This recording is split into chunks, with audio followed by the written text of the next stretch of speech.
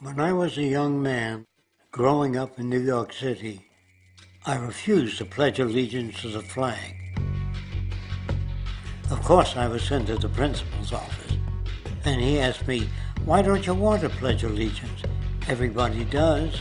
I said, "Everybody once believed the earth was flat, but that doesn't make it so."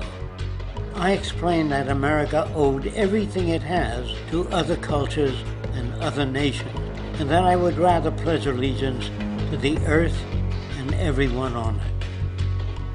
Needless to say, it wasn't long before I left school entirely, and I set up a lab in my bedroom. There I began to learn about science and nature. I realized then that the universe is governed by laws, and that the human being, along with society itself, was not exempt from these laws. Then came the crash of 1929, which began what we now call the Great Depression. I found it difficult to understand why millions were out of work, homeless, starving, while all the factories were sitting there. The resources were unchanged. It was then that I realized that the rules of the economic game were inherently invalid.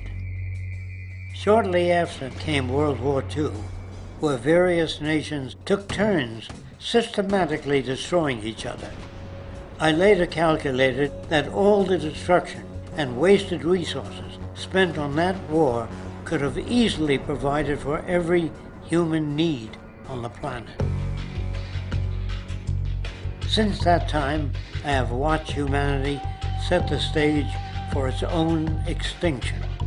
I have watched as the precious finite resources are perpetually wasted and destroyed in the name of profit and free markets. I have watched the social values of society be reduced into a base artificiality of materialism and mindless consumption. And I have watched as the monetary powers control the political structure of supposedly free societies. I'm 94 years old now, and I'm afraid my disposition is the same as it was 75 years ago.